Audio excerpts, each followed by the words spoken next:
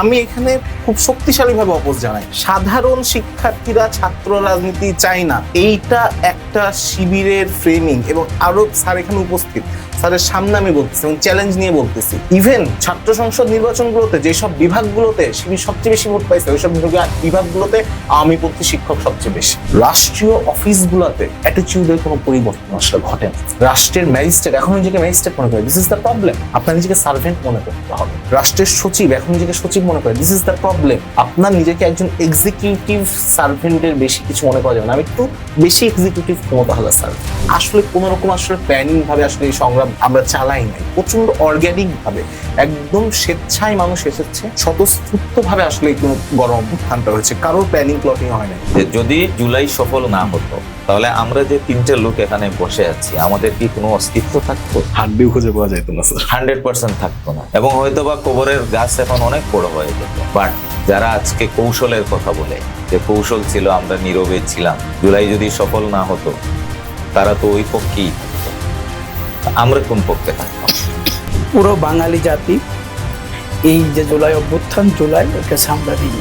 এটা সবার মাথায় রাখা দরকার যে আপনারা এত বড় বড় পার্টি, বিশেষ করে যে বড় দুইটা পার্টি সবচেয়ে বেশি মানে জুলাইয়ের ক্রেডিট নিয়ে বাক বিতণ্ডতায় জড়ায়, মানে বাকযুদ্ধে জড়ায় আর কি, তাদের দিকে যদি আপনি দেখেন তাহলে দেখতে পারবেন যে আমি বলবো যে আপনারা 17 বছর আপনার পার্টি হিসাবে বাংলাদেশে এক্সিস্ট করতেন, কিন্তু 17 বছরে আপনারা আসলে কিছুই করতে পারেন নাই, সরকার ফেলতে পারেন নাই, এটাই প্রমাণ করে আপনার আসলে একটা। সুতরাং ক্রেডিটবাজি তারা না করুক, তারা যত কম ক্রেডিটবাজি করবে জনগণ এখানে তত বেশি এঙ্গেজড হবে।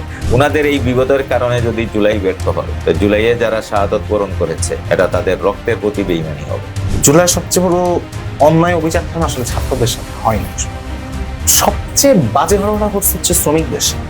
শুধুমাত্র 24 না, আসলে আপনি মানে 71 থেকে শুরু করে 90-এর কথা বলেন, তারপর যত আন্দোলন whatever you name it, রক্তটা আসলে তাদের থেকে সবচেয়ে বেশি নেওয়া হচ্ছে। যে ছাত্রগুলো মারা গেছে, একটা বড় অংশের ছাত্র হচ্ছে শ্রমিক ছাত্র। ঘামের দাম তো দিতেই পারি না, রক্তের দামটাও দিতে পারি।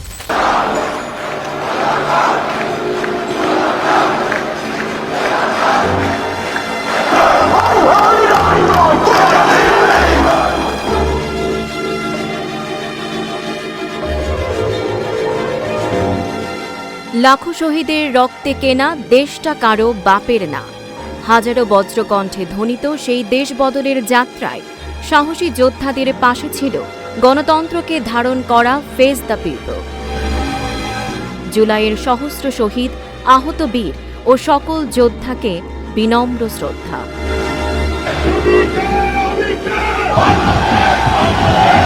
দর্শক সবাইকে স্বাগত জানাচ্ছি 36 জুলাই মুখোমুখি আমাদের আজকের অনুষ্ঠানে। জুলাইকে আমরা অনেকেই ধারণ করি, কিন্তু সেই স্পিডটাকে যারা বহন করে রেখেছেন, সর্বত্র ছড়িয়ে দিচ্ছেন আমাদের মাঝে, আজকে আমাদের স্টুডিওতে হাজির হয়েছেন জগন্নাথ বিশ্ববিদ্যালয়ের উপাচার্য অধ্যাপক ডক্টর মোহাম্মদ রইস উদ্দিন আহমেদ। আসসালামু আলাইকুম স্যার, কেমন আছেন? ওয়ালাইকুম আসসালাম, আলহামদুলিল্লাহ অনেক ভালো আছি। সেই সাথে আমাদের স্টুডিওতে আরো রয়েছেন কিশোর আঞ্জুম সাম্য, জাতীয় ছাত্র সভার সংগঠক। সাম্য, কেমন আছেন? ভালো আছি। একই সাথে আজকে আমরা স্টুডিওতে পেয়েছি শাহিন মিয়া, জগন্নাথ বিশ্ববিদ্যালয়ের ছাত্র শক্তির সভাপতিকে। কেমন আছেন শাহিন? আলহামদুলিল্লাহ ভালো আছি, আপনি কেমন আছেন? আলহামদুলিল্লাহ। আজকে আমি শুরুতেই যে প্রশ্নটি স্যারকে করতে চাচ্ছি যে স্যার, জগন্নাথ বিশ্ববিদ্যালয় কিন্তু জুলাই অভ্যুত্থানে অনেক বড় ভূমিকা রেখেছে।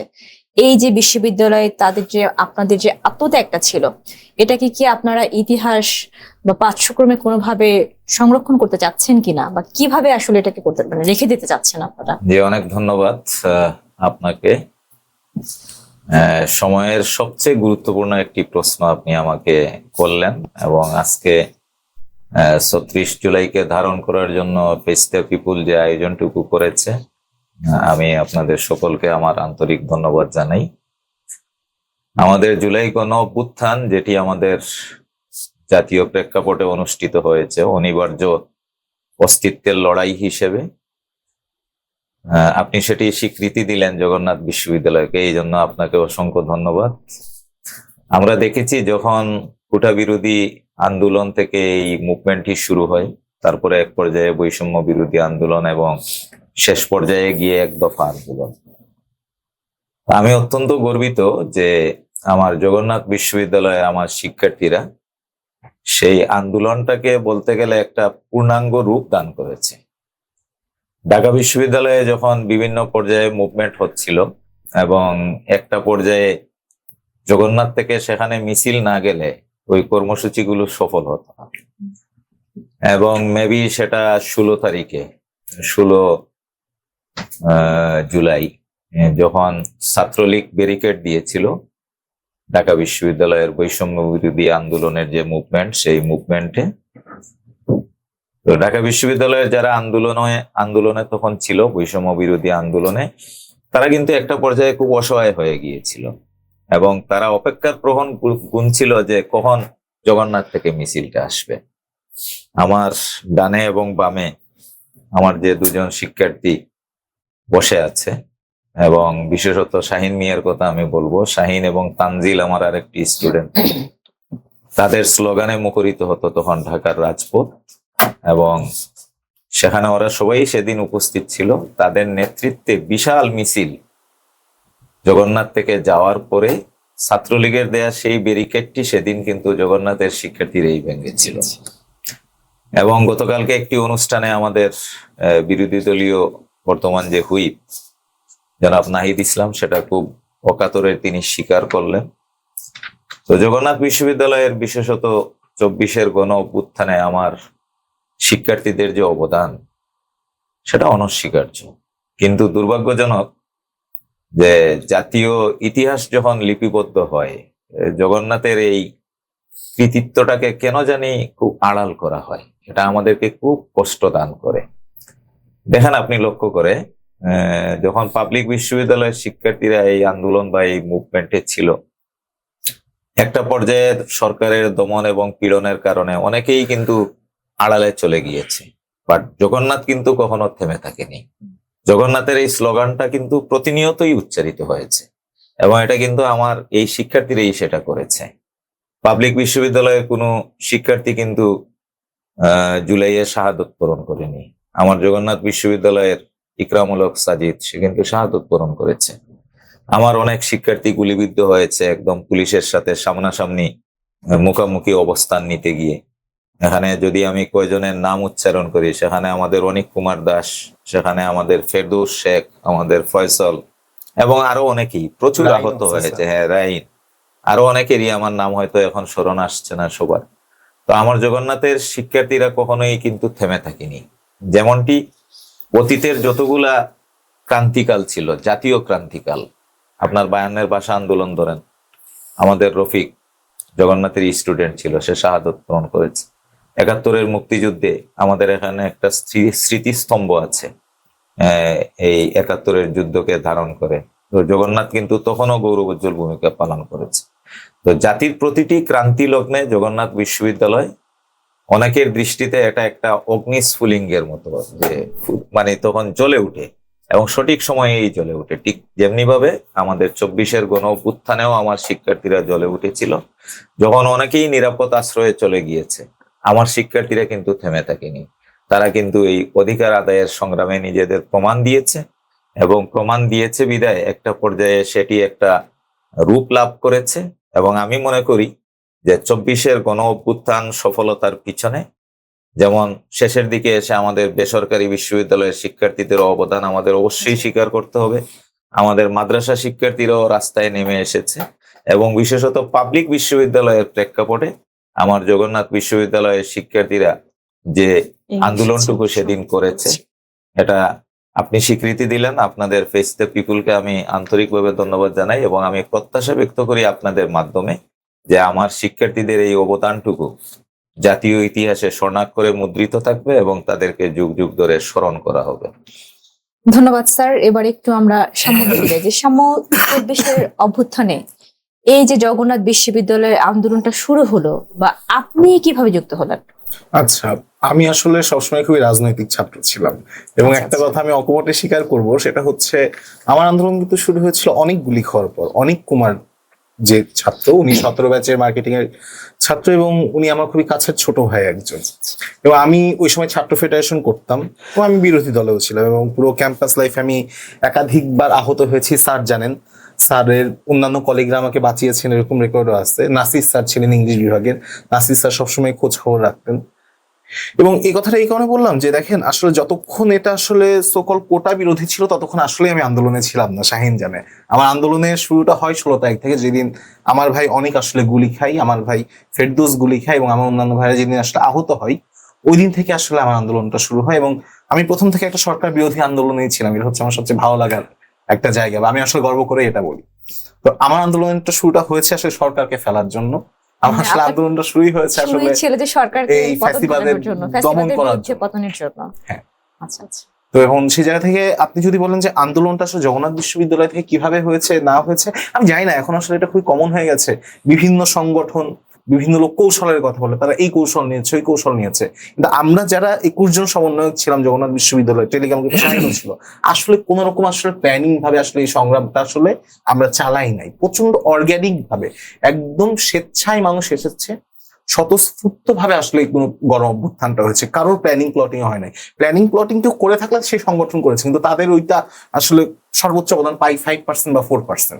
সাধারণ মানুষ এখানে যত স্বতঃস্ফূর্ত ভাবে নেমেছে, এই অবদান সবচেয়ে। সাথে একটা ছোট্ট উদাহরণ দিই, সেটা হচ্ছে বাংলা বাজারের খুব কাছে আমাদের ক্যাম্পাসটা। আমাদের ক্যাম্পাসের ঠিক অপোজিটে আপনার বিভিন্ন হচ্ছে ফটোকপি, তারপর প্রিন্ট, এরকম মানে কিছু হচ্ছে একটা মার্কেট মতো আছে। আমাদের অনেক ছাত্র মার খেয়ে যখন কোনো গলিতে ঢুকে যেত, দোকানে ঢুকে যেত, এমন হচ্ছে দোকানের শাটার খুলে তাকে দোকানের ভিতর ঢুকাই দেওয়া হয়েছে, তারপর শাটারটা বন্ধ করে দেওয়া হয়েছে, যাতে ছাত্রলীগের পোলাপান আসলে বা পুলিশ যখন একদম রেড করতে আসবে ওই সময় যেন আসলে খুঁজে পাওয়া না যায়। এইটা কি আসলে কারোর প্ল্যানিং প্লটিং? কেউ কি জানতো যে ওইখানে ছাত্র হুট করে ঢুকবে বা হুট করে আসলে ওইখানে তার আশ্রয় লাগবে? সুতরাং কিভাবে হয়েছে, এটা উত্তরটা একটাই, মানুষের একদম স্বতঃস্ফূর্ত অংশগ্রহণের মাধ্যমে হয়েছে। আমরা সর্বোচ্চ এটা ঠিক করতাম। হ্যাঁ, প্রতি রাতে ওই সময় আমার আসলাম ভাইয়ের সাথে কথা হইতো, যে আসলাম ভাই এবং ওই সময় সুজন মোল্লা ভাই, তার সাথে কোনো কোনো হয় আমি বা অন্য কেউ যোগাযোগ করতো, সাইনাও যোগাযোগ করতো, শিবিরের একটা অংশের সাথে যোগাযোগ হইতো না তাদের, যে ভাই আপনারা নামবেন কিনা, ভাই ভাই আপনারা আসেন, এই ইনভাইটেশন। কিন্তু তাৎক্ষণিক যে সংগ্রাম, ওই সংগ্রামটা আসলে তাৎক্ষণিক ভাবে ওই সময় আসলে কৌশল নিয়ে সংগ্রাম গুলো করা হয়েছে। এবং আমরা তো আসলে ওইখানে খুবই খালি হাতে বলা চলে একটা গাছের লাঠি নিয়ে প্রতিরোধ করেছি। 4 তারিখ যখন হামলা হয়েছে, 4 তারিখ যখন মানে মারামারি করেছে যুবলীগের সাথে, মানে আমি গর্ব করে বলবো যে আমি যুবলীগের সাথে মারামারি করেছি এবং তাদেরকে পিছু হতে তারা বাধ্য হয়েছে। আপনি বলেছেন যে এটা আপনার উদ্দেশ্য একটাই ছিল সরকার পতন। হ্যাঁ, সো আমি মানে কোনো একদম মানুষের শক্তিতে আমরা নামছি। আমরা কোন রকম মানে টেটিকুলাস কোনো ডিজাইন না, মানুষের স্বতঃস্ফূর্ত অংশগ্রহণ আমাদের শক্তি দিচ্ছে, যে শক্তির কারণে আমরা আসলে আগে যেতে পারছি। That's it, it's as simple as that. ধন্যবাদ শাম্মু। এবার একটু শাহিনকে প্রশ্ন করি। শাহিন, এই যে জবি ক্যাম্পাসে ছাত্রলীগের হামলা, পুলিশের বাধার সম্মুখীন হলেন, এই যে আপনাদের সাধারণ শিক্ষার্থীদের প্রতিরোধ করার যে কৌশলটা, এটা প্রতিরোধটা আসলে কিভাবে করেছিলেন আপনারা? ধন্যবাদ। আসলে এই যে সাধারণ শিক্ষার্থীদের ছাত্রলীগকে প্রতিহত করার কোনো কৌশল এটা আসলে ছিল না, আমি কৌশল বলতে চাই না। এখানে আসলে প্রত্যেকের জায়গা থেকে নিজ উদ্যোগে ক্যাম্পাসে এসেছে এবং যখন দেখেছে যে বিশেষ করে 15ই জুলাই যখন ঢাকা বিশ্ববিদ্যালয়, আমার জগন্নাথ বিশ্ববিদ্যালয়, আমি সহ আরো অনেকেই আহত হয়, তো তখন আর কি জগন্নাথ বিশ্ববিদ্যালয়ের শিক্ষার্থীরা মানে নিজের থেকে ক্যাম্পাসে আসে এবং পরের দিন 16ই জুলাই তখন হচ্ছে যার যা ছিল হাতে, ওই যে সেই ইসের মতো বলতে হয় যে যার ক্যাম্পাসে স্কেল ছিল, স্কেল, আমাদের একটা মাত্র হল থেকে মেয়েরা তাদের খুন্তি বা রান্না করার যে বিষয় এগুলো ছিল, এইগুলো নিয়েও আসলে কিন্তু ক্যাম্পাসে এসেছে। এবং আসার পরে ছাত্রলীগ একটা বুঝতে পেরে তারা আর আসলে ক্যাম্পাসে প্রবেশ করে নাই। তো এইভাবে আসলে আমাদের যেই প্রতিরোধ বলেন না, যেটাই বলেন, এটা আমরা ক্যাম্পাসে করি। এখানে আসলে কোনো কৌশল ছিল না, এটা একদম স্বতঃস্ফূর্তভাবে আমাদের অংশগ্রহণ, শিক্ষার্থীদের অংশগ্রহণ ছিল। এবার যদি আমরা একটু উপাচার্য স্যারের কাছে যাই, যে স্যার আপনি বলেছেন যে জুলাই অভ্যুত্থানের কথা, যে জুলাই বিরুদ্ধাচরণকারীদের বিরুদ্ধে আপনারা দৃশ্যমান শাস্তির ব্যবস্থা করবেন, এ ব্যাপারে কি আপনি বিশ্ববিদ্যালয়ের অভ্যন্তরে কোনো তদন্ত বা প্রশাসনিক ব্যবস্থা নিয়েছেন? দেখেন, এই প্রশ্নটা খুবই আবেগতাড়িত করে এবং খুবই সময় উপযোগী এবং মানে অতি প্রয়োজনীয় একটি প্রশ্ন। এই যে জুলাই গণ অভ্যুত্থান সংগঠিত হলো, আমি তখন আমার শিক্ষার্থীদের যখন রক্ত ঝরছে, পুলিশ যখন আমার শিক্ষার্থীদের, আমার সন্তান তুল্য শিক্ষার্থীদের বেধড়ক মারছে, 19 জুলাইয়ের স্মৃতি আমার মনে পড়ে যায়। সেদিন শুক্রবার ছিল, যেদিন বাদ জুমা অনেকেই শাহাদত বরণ করেছে। আমার একমাত্র ছেলের জন্মদিন। আমি নামাজ পড়ে বের হলাম। বের হওয়ার পরে আমার চোখের সামনেই 3 জন গুলিবিদ্ধ হলো এবং 2 জন শেষ পর্যন্ত শাহাদতি বরণ করলো। আমি এরপরে আপনার অনেক দিন পালিয়ে বেরিয়েছি। আমার 2টো মোবাইল বাসায় রেখে গাড়ি নিয়ে আমি বাংলাদেশের অনেক জায়গায়, কিন্তু এক জায়গায় গিয়ে এক রাত্রি থেকেছি, আবার গাড়ির মধ্যেও রাত্রি যাপন করেছি, কারণ এই ছিল বাস্তবতা। তো যাদের কারণে এই ঘটনাগুলো ঘটলো এবং যে পুলিশ আমাদের নিরাপত্তা দেওয়ার কথা, সেই পুলিশ বন্দুকের নল ঠেকিয়ে আমার অনেক শিক্ষার্থীদেরকে হত্যা করেছে এবং যাদের ইন্ধনে করেছে। আমি তখন এর প্রতিবাদে আমার শিক্ষক সমাজের নেতৃত্বে যারা ছিল তাদের বহুবার দ্বারস্থ হয়েছি যে আসেন, সন্তানের মধ্যে কোনো বাগাবাগি চলে না, আমরা সবাই মিলে একটা প্রতিবাদ করি, অন্ততপক্ষে আমাদের শিক্ষার্থীদের পাশে দাঁড়াই। কেউ কিন্তু দাঁড়ায়নি। শেষ পর্যন্ত আমার 2 শিক্ষার্থী এখানে আছে। আমি 14 জন, 750 শিক্ষকের মধ্যে মাত্র 14 জন শিক্ষক নিয়ে আমি কিন্তু শহীদ মিনারের পাদদেশে দাঁড়িয়েছি যে আমার শিক্ষার্থীদের যৌক্তিক দাবির প্রতি আমরা একাত্মতা পোষণ করছি এবং রাষ্ট্রীয় যে দমন এবং পীড়ন আমার শিক্ষার্থীদের উপর, সেটা যেন আর না হয় সেই দাবি নিয়ে। গেইটে বাইরে হওয়ার পরেই কিন্তু আক্রমণের শিকার হয়েছি। তো যাই হোক, এটা একটা প্রসঙ্গ। তো এখন এই পরিস্থিতিটা যারা তৈরি করলো, আজকে জুলাই সফল হলো 2টি বৎসর, আমরা কিন্তু 2য় বর্ষ উদযাপন করছি এখন মহা সমারোহে। তো যারা আমাদের সর্ব অধিকার কেড়ে নিল, যাদের কারণে আমার সন্তান তুল্য শিক্ষার্থীরা, এবং সাম্য একটু আগে যেটা বলল যে শিক্ষার্থীরা সেখানে পরবর্তীতে এসে নেতৃত্ব দিয়েছে, বাট আপামর যে জনসাধারণ এই আন্দোলনে যুক্ত হয়েছে, যেমন আমার সাথে সবজি বিক্রেতা আন্দোলন করেছে, রিক্সাওয়ালা আন্দোলন করেছে, পান বিক্রেতা সে আন্দোলন করেছে, এবং কাঠমিস্ত্রি শাহাদত বরণ করেছে, ছোট্ট বাচ্চা শাহাদত বরণ করেছে, এর দায়টুকু কে নিবে? তো আজকে জুলাই সফল হলো, 2 বছর হয়ে গেছে। কি দুর্ভাগ্য আমাদের, আমরা তো তার বিচার নিশ্চিত করতে পারলাম না। আমি জগন্নাথের প্রেক্ষাপটেই বলি, জুলাই সফল হওয়ার পরে 5ই আগস্টের পরে যখন আমরা ক্যাম্পাসে ফিরলাম, এটা তো বাস্তবতা, এটা আপনি স্বীকার করবেনই যে যদি জুলাই সফল না হতো তাহলে আমরা যে 3টে লোক এখানে বসে আছি, আমাদের কি কোনো অস্তিত্ব থাকতো? হাড্ডিও খুঁজে পাওয়া যেত না স্যার। 100% থাকতো না, এবং হয়তোবা কবরের গাছ এখন অনেক বড় হয়ে যেত। বাট যারা আজকে কৌশলের কথা বলে, যে কৌশল ছিল, আমরা নীরবে ছিলাম, জুলাই যদি সফল না হতো তারা তো ওই পক্ষেই থাকতো, আমরা কোন পক্ষে থাকতাম? তো আজকে এই জুলাইয়ের যারা গাদ্দার ছিল এবং যারা অত্যন্ত ঠান্ডা মাথায় ফেসিবাদকে সমর্থন করেছে এবং ওই সময়কার এই জুলুম এবং নিপীড়নকে যারা ডিফেন্ড করেছে এবং যাদের কারণে আমাদের এই জুলাইয়ে যারা শাহাদত বরণ করেছে, যাদের রক্ত ঝরেছে, তাদের যদি আমরা বিচারের মুখোমুখি করতে না পারি তাহলে আমাদের নিরাপত্তাটা কোথায়? তো বাস্তবতা এইটা, আমরা এই 2 বছরে কিন্তু সেটা করতে পারিনি।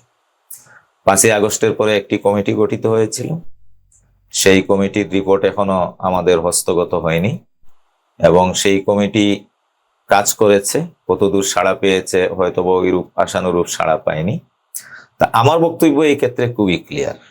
আমার বক্তব্য হলো যে অন্যায়ের যদি বিচার নিশ্চিত করা না হয় তাহলে এটা তো ভবিষ্যতে আরেকটা অন্যায় করার মতো প্রশ্রয় দেওয়ার নামান্তর হবে। স্যার, সেখানে তো ছাত্র প্রতিনিধিরাও ছিল। যখন সেটা আমি আমরা বলি, দেখলাম যে আসছে, আমি তো- সেই জুলাইয়ের পরে আমি এখানে আমার জবি ছাত্র ঐক্য নামে আমাদের একটা প্ল্যাটফর্ম আছে, আমি সেই প্ল্যাটফর্মে একাধিকবার বসেছি, এরা 2 জনও ছিল, সাক্ষ্য দিবে। আমি সবাইকে নিয়ে ওই আন্দোলনে যারা বিরুদ্ধাচরণ করেছিল, আমাদের অনেক সহকর্মী কিন্তু 3 তারিখে গণভবনে গিয়ে তৎকালীন প্রধানমন্ত্রীর সাথে দেখা করেছে এবং তারা কিন্তু ছাত্রদের দমন করার জন্য ইন্ধন জুগিয়েছে। 4 তারিখে বিশাল একটি গোষ্ঠী সেখানে মানববন্ধন করেছে এবং শিক্ষার্থীদেরকে জঙ্গি আখ্যা দিয়েছে, এটা আমরা সবাই জানি। আমি বহুবার চেষ্টা করেছি যে সবাইকে নিয়ে আমরা ঐক্যমতের ভিত্তিতে তাদের চিহ্নিত করা একটা তালিকা প্রস্তুত করার জন্য। কিন্তু দুর্ভাগ্য যে বক্তব্য দেওয়ার সময় সবাই খুব গরম বক্তব্য দেয়, কিন্তু যখন নাম মেনশন করার বিষয় আসে তখন কিন্তু আর কেউ নাম মেনশন করে না। এবং 1 জুলাই উদযাপনে আমি তখন শিক্ষক সমিতির সাধারণ সম্পাদক, আমি প্রায় 29টি বিভাগের সেমিনারে গিয়েছি এবং উদযাপনের অনুষ্ঠানে গিয়েছি। সেখানে আমি জোরালোভাবে বিচার দাবি করেছি, কারণ আমি বিশ্বাস করি যে বিচারহীনতার সংস্কৃতি কিন্তু ফেসিবাদকে জন্ম দিয়েছে। এখন যদি আমরা এই বিচারটি নিশ্চিত করতে না পারি, তাহলে ইন ফিউচার আবারও তো ফেসিবাদ জন্ম নিতে পারে। বিচারহীনতার এই সংস্কৃতি কিন্তু ফেসিবাদকে জন্ম দেয়। তো বিচার নিশ্চিত করতে হবে। এখন আমি ভাইস চ্যান্সেলর হওয়ার পরে গত মার্চের 17 তারিখে আমি যোগদান করেছি।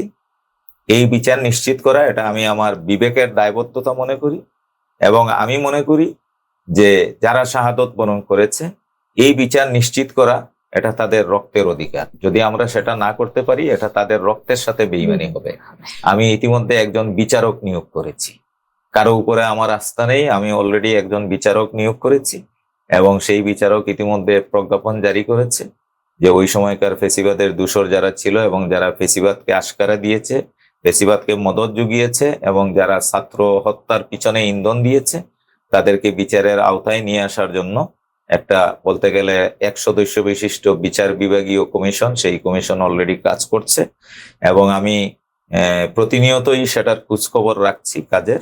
আমি বিশ্বাস করি যে খুব সহসাই ইনশাল্লাহ সেটা আমরা একটা ফাইন্ডিংসে আসবো, এবং সেই বিচার ইনশাল্লাহ আমাদের নিশ্চিত করতে হবে। এবং এই বিচার হবে এটা সার্বজনীন বিচার, এটা কারো বিরুদ্ধে আক্রোশের কোনো বিষয় না। একজন একটা দল সাপোর্ট করতেই পারে, একজন একটা আদর্শের অনুসারী হতেই পারে। আমার বিবেচ্য বিষয় হলো যে ওই অপরাধের সাথে কারা জড়িত ছিল তাদেরকে খুঁজে বের করা এবং তাদেরকে বিচারের আওতায় নিয়ে আসা। আল্লাহ যদি আমাকে সুস্থ রাখে, সেই বিচার ইনশাল্লাহ আমি নিশ্চিত করবই, এবং যত দ্রুত সম্ভব সেটা নিশ্চিত করব। এবং এইটা এই কারণেই করব, কারণ এদের যদি বিচারের মুখোমুখি আমরা করতে না পারি, তাহলে আমাদের যে কাঙ্ক্ষিত বাংলাদেশ, আমাদের জুলাইয়ের শহীদদের যে আকাঙ্ক্ষা, তাদের আত্মদান, এটা কিন্তু জলাঞ্জলি হবে এবং এটার প্রতি বেইমানি করা হবে। তো সেই বিচারের প্রক্রিয়া স্বচ্ছ করার জন্য এবং নিশ্চিত করার জন্য আমি ফেস দ্য পিপুলের মাধ্যমেও আমি আমার বিশ্ববিদ্যালয়ের সকল শিক্ষক, কর্মকর্তা, কর্মচারী এবং বিশেষত আমার প্রাণপ্রিয় শিক্ষার্থীবৃন্দ, তাদেরকে বলবো যে রাগডাক না ডেকে সামনে এগিয়ে আসুক। সাক্ষ্য প্রমাণের প্রয়োজন আছে, তথ্য উপাত্তের প্রয়োজন আছে, তারা সার্বিক সহযোগিতাটুকু করবে, এবং যে বিচারককে এখানে নিয়োগ করা হয়েছে তাকে ডাটা দিবে, তাদের তথ্য উপাত্ত সরবরাহ করবে, এবং তারই ভিত্তিতে আমরা এর বিচারটি নিশ্চিত করতে পারবো বলে আমি আশাবাদী। ধন্যবাদ। ধন্যবাদ শাম্য। জুলাই আন্দোলনের পরে আমরা দেখেছি যে সাধারণ শিক্ষার্থীরা কিন্তু ক্যাম্পাসে প্রথাগত বা লেজুর ভিত্তিক রাজনীতি বন্ধের দাবি জানিয়েছেন।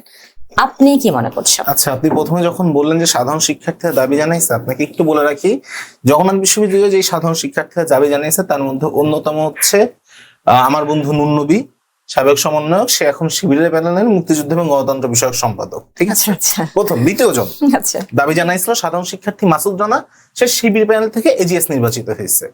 ওকে, তারপর আসি তারপরের জন আমার বড় ভাই, শ্রদ্ধেয় বড় ভাই আব্দুল আলী মারিফ।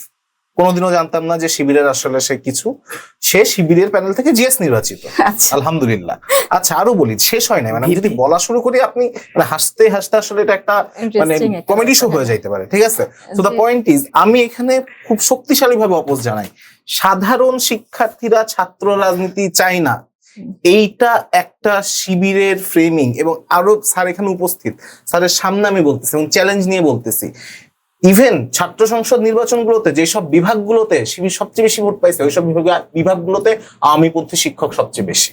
এটা কিভাবে হইলো, এই রহস্য জট যদি খুলতে চান তাহলে আসলে অনেকগুলো ফোন লিস্ট চেক করা লাগবে। মানে এখন কাদা ছড়াছড়িতে যাচ্ছি না, সঙ্গত কারণে যাচ্ছি না, ঐক্যের খাতিরে যাচ্ছি না। দ্য পয়েন্ট ইজ, ছাত্র রাজনীতি নিয়ে ছাত্রদের, যারা ছাত্র রাজনীতি করে তাদের মাথা ব্যথা ছিল, যারা করে না তাদের মাথা ব্যথা ছিল না। তারা আসলে কি চাইছে? তারা চাইছে ভাই আমি যেন কোনো ঝামেলার শিকার না হই, ভাই আমি যেন কোনো দমন পীড়নের শিকার না হই। আমরা খুব ভালো মতো জানি বাংলাদেশের ছাত্র রাজনীতি শুধুমাত্র কিন্তু আপনার ছাত্র অধিকার আদায় বা ক্যান্টিন আলাপ নিয়ে কথা বলে না। বাংলাদেশের ছাত্র রাজনীতি বর্ডার কিলিং নিয়ে কথা বলে, বাংলাদেশের ছাত্র রাজনীতি বৈদেশিক চুক্তি নিয়ে কথা বলে, বাংলাদেশের ছাত্র রাজনীতি হচ্ছে আপনার খনিজ সম্পদের আলাপ তোলে, বাংলাদেশের ছাত্র রাজনীতি ভারতে আধিপত্যবাদের বিরুদ্ধে কথা বলে। তো আপনি যখন বাংলাদেশের ছাত্র রাজনীতির ফর্মাল রাস্তাটা বন্ধ করবেন তখন সহজ না অনেকের দালালি করা, কারণ সবাই তো কোনো না কোনো জায়গায় দালালি করছে, আমরা তো জানি কে কোন এম্বাসিতে যায়। সো যারা বিভিন্ন এম্বাসিতে যাদের যাওয়ার দরকার পড়ে, ভোটের থেকেও যাদের এম্বাসির মানে ফোন কলটা গুরুত্বপূর্ণ, সেরকম একটা গ্রুপ আসলে এই কাজটা করছে এবং তার প্রথম থেকে বলছে সাধারণ শিক্ষার্থীরা ছাত্র রাজনীতি না। দিস ইজ মানে শুধুমাত্র মিথ্যা না, এটা একটা ভয়ঙ্কর মিথ্যাচার। কারণ পুরো আন্দোলনে আমার সাথে যারা ছিল প্রত্যেকের পলিটিশিয়ান। ইভান তাহসিব সে ছাত্র ফ্রন্টের একজন নেতা এবং জগন্নাথের তার মতো ভালো ফেস ভ্যালু নেতা খুব কমই আছে, এটা মানে যে কেউ স্বীকার করতে বাধ্য। ওকে, তারপরে আসি আমরা এই যে আমাদের শাহিনকে আমরা সবাই বলি স্লোগান মাস্টার, একদম শ্যামল জুলাই স্লোগান মাস্টার। তানজিল আমার ছোট ভাই ছাত্র দল করে। তারপর হচ্ছে আপনি আর কার কথা বলবেন, মানে আমি প্রত্যেকটা সংগঠন থেকে এক এক করে দেখাইতে পারবো। শুধুমাত্র সমন্বয়ক পরিচয়, কিন্তু পরবর্তীতে শিবির হিসেবে নির্বাচিত হয়েছে, কিন্তু সমন্বয়ক থাকা অবস্থায় সাধারণ শিক্ষার্থী ছিল আমাদের সুন্নতি ভাইয়েরা। তাছাড়া আসলে আর কেউ এরকম কাজটা করে নাই। সো না, this is a very wrong framing, আমি তার প্রতিবাদ জানাই রাখলাম আর কি অফিসিয়ালি। মানে সাধারণ শিক্ষার্থী না, সাধারণ শিক্ষার্থীরা কখনোই শুধুমাত্র শিবির প্যানেলটাই সাধারণ শিক্ষার্থীদের উস্কাইছে, শিবির প্যানেলটা সাধারণ শিক্ষার্থীদের বুঝাইছে যে কোনো রাজনীতি থাকবে না, কিন্তু একই সাথে তারা সাধারণ শিক্ষার্থী ব্যানারে কোরআনবাজি করছে। এবং এই কোরআনবাজি ডিবেটিং সোসাইটি মানে বিশ্ববিদ্যালয়ের ডিবেটিং সোসাইটি থেকে শুরু করে আবৃত্তি সংসদ থেকে শুরু করে বিএনসিসি থেকে শুরু করে স্কাউটিং থেকে শুরু করে আরো অন্যান্য যত ফিল্ম ক্লাব যা যা কিছু আছে সে সব জায়গায় বিস্তার লাভ করছে। সো মানে এই জিনিসটা আসলে এখন সাধারণ শিক্ষার্থীরা চাইছে, এটা যে কোনো সাধারণ শিক্ষার্থীকে বলা হয় সে বলবে আমি সাধারণ শিক্ষার্থীও না, আমি যে আসলে কি আমি নিজেও জানি না, কারণ সাধারণ শিক্ষার্থীরাও তাদের কাছে এখন সাধারণ শিক্ষার্থী পরিচয়টা দেয় না। আচ্ছা আচ্ছা, এবার একটু শাহিনের কাছে যাই আমরা। শাহিন, জুলাই স্পিডটাকে কাজে লাগিয়ে এই যে জবির দ্বিতীয় ক্যাম্পাসের কাজ করা এবং আবাসন সংকট দূর করা, এটাতে আপনাদের ভূমিকাটা ঠিক কতটা রয়েছে? ধন্যবাদ। আসলে জুলাই স্পিরিটের কথা বলতে গেলে কিছু ব্যাকগ্রাউন্ড এখানে বলা জরুরি। তো আমরা যখন জুলাই আন্দোলনটা শুরু করেছিলাম তখন মোটামুটি এটা আমাদের জগন্নাথ বিশ্ববিদ্যালয়ের লাইব্রেরি কেন্দ্রিক যারা চাকরির জন্য পড়াশোনা করতো, তো সেই জায়গা থেকে আসলে আমাদের আন্দোলনটা শুরু হয়েছিল। এবং 11 তারিখে যখন আন্দোলনটা মোটামুটি একটা পর্যায়ে চলে আসছে তখন সরকার মোটামুটি এটাকে খুব সিরিয়াসলি নিয়েছে। তখন আর কি আমাদের ক্যাম্পাসে যারা লাইব্রেরিতে ছিল সিনিয়র নেতা বলি বা যাই বলি, ওনারা ওইখানে ছিল। তা ওই দিন আর কি ওনারা আন্দোলনে আসে নাই। না আসার ফলে ওনারা আবার কয়েকজনের নাম একদম মেনশন করে বলে দিছে যে আমাদের পরবর্তীতে এরা হচ্ছে আন্দোলনের লিড দিবে। তো ওই সময় আমাদের ক্যাম্পাসের যে পুলিশ বক্স ছিল ওইখানে হচ্ছে ওসি এবং এডিসি বদরুল, তিনি হচ্ছে আমাদের 6 জনকে ডেকে নিয়ে তার অফিসে নিয়ে বিভিন্নভাবে থ্রেট করে এবং এক পর্যায়ে সে বলে যে তোমরা যদি এই ক্যাম্পাস থেকে আন্দোলন নিয়ে বের হও, তো বের হলে এইখানে যদি কোনো ধরনের কোনো সহিংসতা বা কোনো ক্ষয়ক্ষতি হয় এর দায়ভার কিন্তু তোমাদের নিতে হবে এবং বিভিন্নভাবে সরকারি নির্দেশনা আছে, যদি তোমরা এটা না মানো তাহলে তোমাদেরকে বিভিন্ন মামলায় বোমাবাজি তারপরে অস্ত্র মামলা এগুলোতে তোমাদেরকে ঢুকিয়ে দেওয়া হবে। তো তখন আর কি আমরা ওইখান থেকে কিভাবে বের হয়ে আসি আমরা এই প্ল্যান করতেছি। অলরেডি আমাদের ঘোষণা দেওয়া যায় আমরা 3টার দিকে আমরা শাহবাগের দিকে যাব। তো তখন ওইখান থেকে কোনোভাবে আমরা বলি যে না ঠিক আছে আমরা দেখি আমরা আন্দোলন করবো কি করবো না, আমরা বাইরে গিয়ে সিদ্ধান্ত নিব। তো ওইখান থেকে বের হয়ে আসলাম। আসার পরে এইদিকে আমাদের কাঁঠালতলায় মূলত আন্দোলনটা হতো। তো ওইখানে দেখি সাধারণ শিক্ষার্থী যারা আছে স্বতঃস্ফূর্তভাবে তারা এসেছে এবং ওই দিনে কিন্তু কিছুটা বৃষ্টি ছিল। তো অনেকেই আর কি আমাদেরকে যখন নিয়ে যায় তারা একটু আশাহত হয়েছিল যে আসলে ওরা কি করবে না করবে। এটার একটা কারণও ছিল, কারণ ওইখানে অনেকেই নন পলিটিক্যাল ছিল, তাদের ভিতরে একটা পুলিশি ভয় ছিল।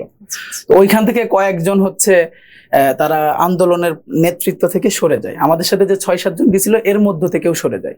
আচ্ছা, তো ওই সময় আর কি সাধারণ শিক্ষার্থীদের যে স্পিরিটটা ছিল, আমাদের জগন্নাথ বিশ্ববিদ্যালয়ের গেটটা ভেঙে তখন হচ্ছে একের পর একটা তাঁতিবাজারে একটা ব্লকেড, গুলিস্তানে একটা ব্লকেড, ঢাকা ইউনিভার্সিটির সামনে ওইখানে ছাত্রলীগ ওইখানে প্রোগ্রাম করছে ওইখানে একটা ব্লকেড।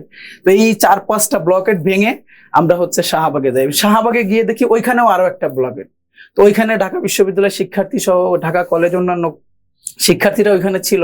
তো আমরা যখন যাই জগন্নাথ বিশ্ববিদ্যালয়ের শিক্ষার্থীরা যে 3-4 কিলোমিটার পথ পাড়ি দিয়ে শাহবাগে গিয়েছে, ওই একটা স্পিড ভেতরে ছিল এবং যাওয়ার সাথে সাথে আমাদের শিক্ষার্থীরাই আমরাই আগে গিয়ে ওই ব্লকেটটা ভেঙে কিন্তু শাহবাগে প্রবেশ করি। এই যে ধারাটা, এই ধারাটা কিন্তু জুলাইয়ের পরে আমাদের শেষ হয়ে যায়নি। আমাদের জগন্নাথ বিশ্ববিদ্যালয়ে আপনি জেনে থাকবেন যে পরপর কিন্তু অনেকগুলো আন্দোলন হয়েছে। আমরা পরপর 2বার সচিবালয়ে এসেছি যাতে আমাদের যেই দীর্ঘদিনের বঞ্চনা, আমাদের দ্বিতীয় ক্যাম্পাসের কাজটা আগে আওয়ামী ফ্যাসিবাদী যেই ঠিকাদাররা ছিল তারা বিভিন্নভাবে শুধু টাকা নাম করে টাকা নিয়েছে, কিন্তু ক্যাম্পাসে দৃশ্যমান কোনো কাজ করে নাই। তো এইটার বিরুদ্ধে আমরা আসলে সচিবালয়ে একটা আন্দোলন করেছিলাম। এরপরে সচিবালয়ে আন্দোলন করার পরেও আসলে এটা হয় নাই, কোনোভাবেই কার্যকর হচ্ছিল না। এরপরে লাস্টে আমরা যমুনাতে আসতে বাধ্য হলাম। তো এই জায়গা থেকে আমাদের একটা জিনিস লক্ষ্য করার বিষয়, সেটা হলো জগন্নাথ বিশ্ববিদ্যালয়ের শিক্ষার্থীরা যারা ছিল তারা কিন্তু ওই জুলাইয়ের পরে হাল ছেড়ে দেয় নাই। আমরা যারা বিভিন্ন ছাত্র সংগঠনের নেতৃত্ব দিই, আমাদের কথাটা আলাদা, কিন্তু শিক্ষার্থীরাও কিন্তু এই জুলাইয়ের যে চেতনা, ওই স্পিরিটটাকে ধারণ করে জগন্নাথ বিশ্ববিদ্যালয় ক্যাম্পাসটাকে কিভাবে সুন্দর করা যায় এবং কিভাবে শিক্ষার্থীদের অধিকার নিশ্চিত করা যায়। আমরা তো মোটামুটি বঞ্চিতই বলা চলে সব দিক থেকে।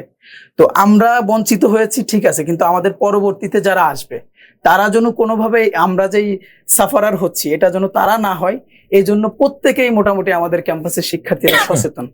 তো সেই জায়গা থেকে দ্বিতীয় ক্যাম্পাসটা যে দ্রুত বাস্তবায়ন হয়, এবং স্যার এটাতে খুবই গুরুত্বপূর্ণ ভূমিকা রেখেছে। আমাদের যমুনার যে আন্দোলনটা হয়েছিল, আমরা সত্যি কথা বলতে স্যারের নেতৃত্বেই কিন্তু আমরা আন্দোলনটা করেছিলাম, যে কোনোভাবেই এই ফ্যাসিবাদী বা আমাদের ক্যাম্পাসটা যাতে ডিলে হয়, দ্বিতীয় ক্যাম্পাসের কাজটা যাতে ডিলে হয়, এটা যাতে কোনোভাবেই না হয়, এজন্য স্যারের নেতৃত্বে আমরা কিন্তু যমুনা ঘেরাও করেছিলাম।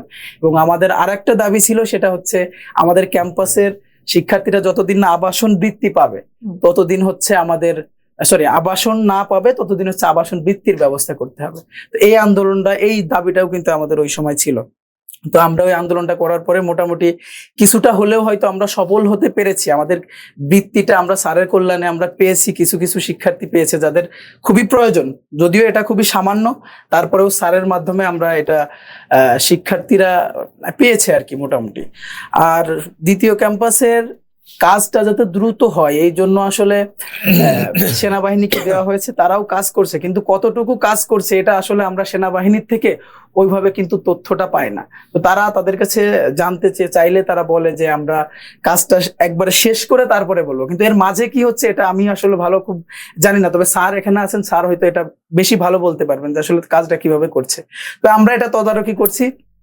জুলাই যে স্পিরিট, সেই স্পিরিটের ফলেই কিন্তু আমাদের পুরান ঢাকাতে দুইটা হল কিন্তু আমরা পেতে চলেছি, এবং যেটা তদারকি স্যার সরাসরি নিজে করছেন, সেনাবাহিনীর মাধ্যমে সেই কাজ দুটি আসলে সম্পন্ন হচ্ছে। আমরা আশা রাখছি যে এই সংকটটা দ্রুত সমাধান হবে এবং জগন্নাথ বিশ্ববিদ্যালয়ের শিক্ষার্থীরা সুন্দর একটা পড়াশোনার পরিবেশ পাবে, এবং পুরান ঢাকার যে গেঞ্জি এলাকা, যে গেঞ্জি গলি, সেই গলির থেকে বের হয়ে এসে একটা শিক্ষার পরিবেশ, সেই পরিবেশে ঢুকবে এবং সারা বাংলাদেশকে ইতিপূর্বে আমরা দেখেছি জগন্নাথ বিশ্ববিদ্যালয় সার্ভ করে এসেছে, পরবর্তীতেও আরো সুন্দরভাবে এগিয়ে নিয়ে যাবে, এই প্রত্যাশা আমাদের থাকবে। ধন্যবাদ শাহিন। এবার যদি একটু আমরা উপাচার্যের কাছে যাই, যে এই যে 23শে জুলাই ঘোষিত হলো টিম জগন্নাথ, এর মূল লক্ষ্যগুলো কি কি, বা এই যে বাস্তবায়নটা হলো, যে বিশ্ববিদ্যালয়ের প্রশাসনিক ব্যাপারে আপনাদের আসলে কি ধরনের ভূমিকা থাকবে বলে, বা এটার কোনো প্রভাব পড়বে কিনা? অনেক ধন্যবাদ। টিম জগন্নাথের স্লোগানটা আমি মূলত ভাইস চ্যান্সেলর হওয়ার পরে নির্ধারণ করেছি। কেন নির্ধারণ করলাম এটা, একটু আগে আমার শিক্ষার্থী শাহিন বলল যে আমাদের যে বঞ্চনার যে ইতিহাস, আমাদের এই বিশ্ববিদ্যালয়টি 1995 ইংরেজিতে আমাদের সাবেক 3বারের প্রধানমন্ত্রী মরহুম বেগম খালেদা জিয়া ভিত্তিপ্রস্তর স্থাপন করেন। তারপরে দীর্ঘ 10 বৎসর উনি আবার রাষ্ট্র ক্ষমতায় অধিষ্ঠিত হয়ে 2005-এ জাতীয় সংসদে আইনের মাধ্যমে এটিকে পূর্ণাঙ্গ বিশ্ববিদ্যালয়ে রূপান্তরিত করেন। আমার মনে হয় যে শুধুমাত্র এই বেগম খালেদা জিয়ার হাতে গড়া এই বিশ্ববিদ্যালয়, এই কারণেই এই বিশ্ববিদ্যালয়টি পদে পদে দিনের পর দিন, যুগের পর যুগ নিগৃহীত হয়েছে। এট দ্য সেম টাইম বাংলাদেশের অন্যান্য বিশ্ববিদ্যালয় প্রতিষ্ঠিত হয়েছে। আমি বরিশাল বিশ্ববিদ্যালয়ের কথা বলি, নোয়াখালী বিশ্ববিদ্যালয়, কুমিল্লা বিশ্ববিদ্যালয়, আরো অনেকগুলো। তো সময়ে সেই বিশ্ববিদ্যালয়গুলো প্রতিষ্ঠিত হওয়ার পরে ওই বিশ্ববিদ্যালয়গুলোর শিক্ষার্থীদের যে সুযোগ সুবিধা এবং যে আবাসন ব্যবস্থা, সেই তুলনায় জগন্নাথ জিরো। কারণ কি? কারণ ওই একটি কারণ এই বিশ্ববিদ্যালয়টিকে দাবিয়ে রাখার একটা রাষ্ট্রীয় কলাকৌশল ছিল এবং প্ল্যান ছিল, এবং তার বাস্তবায়নের জন্য এখানে যারা দায়িত্ব পালন করেছে তারা সঠিক দায়িত্বটুকু পালন করেনি। যদি পালন করত তাহলে আমার শিক্ষার্থীদের এই বঞ্চনার ইতিহাস কিন্তু এত দীর্ঘ হতো না। তো আমি দেখলাম যে এই বিশ্ববিদ্যালয়ে বর্তমানে যে অবস্থা, বিশেষত 5ই আগস্টের পরে এবং 12 ফেব্রুয়ারির নির্বাচনের পরে, যে আমাদেরকে এখন জিরো থেকেই স্টার্ট করতে হচ্ছে। তো জিরো থেকে স্টার্ট করতে হলে এখানে যে স্পিরিটটি সবচেয়ে বেশি প্রয়োজন সেটি হলো যে আমরা সবাই একীভূত হয়ে সামনে মুভ করা। কারণ ঐক্যবদ্ধ শক্তির কোনো বিকল্প নেই। তো ঐক্যবদ্ধ শক্তি, সেই স্লোগানটার পরে এটার কিছু নেগেটিভ সাইডও এসেছে। তো টিম জগন্নাথ যখন আমি বলেছি, যারা ওই সময়ে ফেসিবাদের ফৌজদারি অপরাধে অপরাধী, তারাও মনে করেছে যে স্যার মনে হয় এটা সবাইকে মাফ করে দিল। আমার বক্তব্য কিন্তু আজকে ফেস দ্য পিপলে এটা ক্লিয়ার করে। আমার বক্তব্য হলো যে আমাদের ছোট্ট বাংলাদেশ, আমাদের যে জনসংখ্যা, আপনি একমতের হতে পারেন, আমি আরেক মতের হতে পারি, এটা দূষণীয় কিছু না। বাট আপনার মত প্রতিষ্ঠা করতে গিয়ে আমি ভিন্ন মতের লোক, আমাকে যদি আপনি নিগৃহীত করেন, আমাকে যদি অত্যাচার করেন, দ্যাট মিনস আপনি অপরাধী, আপনার বিচার হতে হবে। আমার স্লোগান হলো যে যে মতাদর্শেরই হোক না কেন, জগন্নাথ যেহেতু তার প্রতিষ্ঠান, এই প্রতিষ্ঠানকে এগিয়ে নিয়ে যাওয়ার জন্য সবাইকে ঐকান্তিক কাজ করতে হবে। যেমন আমি ভাইস চ্যান্সেলর হওয়ার পরে আমি সর্বপ্রথম যে কর্মসূচিগুলো নিয়েছি, যে এখানে আমরা একটি ক্রাশ প্রোগ্রাম নিয়েছি, যে অতীতের যে সেশন জট ছিল সেটুকু যেন আমরা নিরসন করতে পারি। এর আগে আমাদের ভর্তি প্রক্রিয়া সম্পন্ন হতে 3 থেকে 4 মাস সময় লাগতো। আমি ভাইস চ্যান্সেলর হওয়ার পরে বলেছি যে ভর্তি কার্যক্রম একবারেই সম্পন্ন হবে এবং একই তারিখে 40টি ডিসিপ্লিনে ক্লাস শুরু হবে, এবং যেদিন ক্লাস শুরু হবে ওই দিনই প্রত্যেক শিক্ষার্থীকে আইডি কার্ড দেওয়া হবে এবং তার রুটিন দেওয়া হবে, সিলেবাস দেওয়া হবে এবং একটা একাডেমিক ক্যালেন্ডার প্রণয়ন করেছি। তো এখন এখানে 750 শিক্ষক আছে। আমি একটু আগে বলেছি যে আমার সাথে 14-15 জন ছিল, তাহলে একাডেমিক কার্যক্রমটা চলবে কিভাবে? আমি সবার মধ্যে এই দায়িত্ববোধটুকু জাগানোর চেষ্টা করেছি যে আসেন, দলীয় আদর্শ বা মতাদর্শ যেটাই হোক, এটাকে পিছনে ফেলে আমরা জগন্নাথের জন্য সবাই মিলে কাজ করি। আমার কাছে মূল বিবেচ্য বিষয় সেইটা, এবং এই দৃষ্টিকোণ থেকেই আমি টিম জগন্নাথের স্লোগানটা ধারণ করেছি। এবং আজকেও আমি কয়েকটি অনুষ্ঠানে বলেছি যে ভিন্ন মতের যারা ছিলেন, আমি বলছি যে ওই সময় আপনাদের প্রতিবাদ করা দরকার ছিল, হয়তোবা ভয়ের কারণে, অথবা প্রাণের ভয়ে, অথবা কোনো কিছু প্রাপ্তির বিনিময়ে আপনারা প্রতিবাদ করেননি। তো অন্তত পক্ষে একটু তো অনুশোচনা বোধটুকু থাকা দরকার যে অতীতে 15-16 বছর যে জুলুম অত্যাচার হলো, আমি ওই মতের পক্ষে সাফাই গেয়েছি, এই জন্য অন্তত পক্ষে বিবেকের একটু দংশন থাকা উচিত যে এটি ঠিক হয়নি। এই অনুশোচনা বোধ থেকে যদি কেউ কামব্যাক করে ফিরে আসে এবং সে যদি বিশ্ববিদ্যালয়ের জন্য কাজ করে এবং সেটা যদি দৃশ্যমান হয়, আমি টিমের এক্সাম্পল দিয়েছি যে একজন প্লেয়ার এক টিম থেকে আরেক টিমে যেতেই পারে, তো যাওয়ার পরে ওই টিমে তার পারফরমেন্স দিয়ে তার টিমে চূড়ান্ত একাদশে ঢোকাটা নিশ্চিত করতে হবে। তো তাকে কাজ করতে হবে। এবং আমি বলেছি যে যারা অতীতে বিভিন্ন ইন্টেনশনে কাজ করেছে, যারা অপরাধী তাদের বিষয় বাদ, তো যারা কাজ করেনি তাদেরকে এখন ডাবল কাজ করার আমি আহ্বান জানিয়েছি, যেন তারা প্রমাণ করতে পারে যে জগন্নাথের জন্য কিছু করছে। আর এখানে একটু আগে যে প্রসঙ্গটি আপনি উত্থাপন করলেন, আমাদের দ্বিতীয় ক্যাম্পাস যেটা কেরানীগঞ্জে হচ্ছে, সেটি কিন্তু 2018 সালে শুরু হয়েছিল, কিন্তু দুর্ভাগ্যজনক যে এই পর্যন্ত সেখানে দৃশ্যমান কিছু নেই। কেন নেই? এটাও কিন্তু একটা ষড়যন্ত্রের অংশ এবং জগন্নাথকে দাবিয়ে রাখার একটা প্রচেষ্টা। তো সর্বশেষ আমরা 5ই আগস্টের পরে এই 30 ডিসেম্বর 2026 পর্যন্ত আমরা মেয়াদ বাড়িয়েছি, এবং এর ভিতর দিয়ে ইতিমধ্যে বিশেষত আমি 5ই আগস্টের পরে শিক্ষক সমিতির সেক্রেটারি থাকা অবস্থায় আমি ওখানকার তদারকি কমিটিতে ছিলাম, এবং আমি রিস্ক নিয়ে এক পর্যায়ে গিয়ে বলেছি যে কাজ কন্ট্রাক্টর যারা ছিল সব তো আগের আমলে নিয়োগকৃত কন্ট্রাক্টর, আমি বলছি কাজ এট এনি কস্ট করতেই হবে। তো কিছু কাজ সেটা মোটামুটি ইতিমধ্যে সম্পন্ন হয়েছে, এবং সেনাবাহিনীকে যে পোর্শনটুকু দেয়া হয়েছিল আমাদের শিক্ষার্থী এবং আমাদেরও আন্দোলনের পরিপ্রেক্ষিতে, তো উনাদের সাথে ইতিমধ্যে আমি 9 থেকে 10টি সভা করেছি এবং আগামীকালকে সকাল 9টায়ও একটি সভা আছে। আমি উনাদের বলেছি যে আমাদের সশস্ত্র বাহিনী এবং বিশেষত আমাদের সেনাবাহিনী আমাদের অহংকারের জায়গা, আমাদের আস্থার জায়গা। তো আমার জগন্নাথের শিক্ষার্থীরা কিছুই হচ্ছে না দেখেই সেনাবাহিনীকে কিন্তু স্লোগান দিয়ে এখানে আমন্ত্রণ জানিয়ে নিয়ে এসেছে। তো এর মূল্যায়ন এবং যথার্থতা প্রমাণের দায়িত্ব কিন্তু সেনাবাহিনীর। তো 30শে ডিসেম্বর মেয়াদ শেষ হবে। আমি আশা করব আজকে আপনার এই অনুষ্ঠানের মাধ্যমে যে আমাদের বাংলাদেশ সেনাবাহিনীকে আমরা যে কাজটুকু দিয়েছি তারা যথাযথভাবে ইন ডিউ টাইম তাদের সেই কাজটুকু কমপ্লিট করবে। এবং আমিও খুবই সচেষ্ট এই ব্যাপারে যে যেন 30 ডিসেম্বরের মধ্যেই সবগুলো কাজ যেগুলো আমাদের ফার্স্ট ফেজের এগুলা যেন কমপ্লিট হয়। এবং এইটার উপরে ভিত্তি করে আমরা সেকেন্ড ফেজের ডিপিপি ইতিমধ্যে প্রণয়ন শুরু করেছি। যেহেতু প্রজেক্টটি শিক্ষা মন্ত্রণালয়ের, তো শিক্ষা মন্ত্রণালয় এবং ইউজিসি এবং বিশ্ববিদ্যালয় আমরা মিলেই সিদ্ধান্ত নিব যে এই প্রজেক্টটি কিভাবে খুব দ্রুত বাস্তবায়ন করা যায়। এবং সেদিন একটি অনুষ্ঠানে আমি বলেছি যে as a vice chancellor it is my dream, এটা আমার স্বপ্ন যে আমার দায়িত্ব থাকাকালীন অবস্থায় আমি দেখবো যে আমার ক্যাম্পাসে আমার শিক্ষার্থীরা বিচরণ করছে, হল থেকে বের হচ্ছে, খেলার মাঠে খেলাধুলা করছে, পুকুরে সাঁতার কাটছে। এর চেয়ে নয়নাবিরাম দৃশ্য তো আর কিছু হতে পারে না। তো সেই জিনিসটা করা এটা আমার চ্যালেঞ্জ। এবং সেটা কিভাবে বাস্তবায়ন করা যাবে সেটা আমাদের যেহেতু একটা সরকার আছে, আমাদের প্রধানমন্ত্রী আছে, আমাদের শিক্ষামন্ত্রী আছে এবং সবাই মিলেই সিদ্ধান্ত নিবে।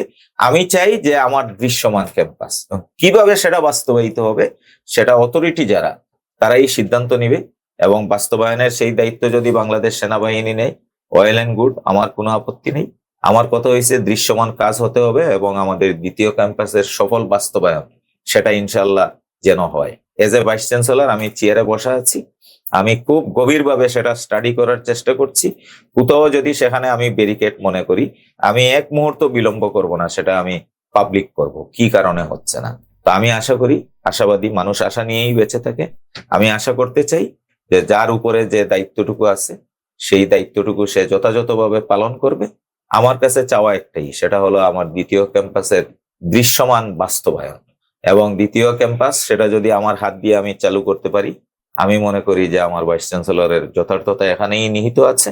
আর এই ক্ষেত্রে যদি আমি কোনো ক্রমে ক্ষুধা না করুক, যদি অকৃতকার্য হই, তো কেন আমি কৃতকার্য হতে পারলাম না সেটা বলতে আমি বিন্দু মাত্র দ্বিধা করব না, সেটাও আমি কিন্তু সবাইকে জানাবো। ধন্যবাদ। ধন্যবাদ স্যার। শামু, আমরা জুলাই গণ অভ্যুত্থানে যে আকাঙ্ক্ষাটা নিয়ে রাস্তায় নেমেছিল ছাত্র জনতা সবাই মিলে, সেই আকাঙ্ক্ষাটা কতটুকু বাস্তবায়িত হয়েছে বর্তমান বাংলাদেশে আপনি মনে করছেন?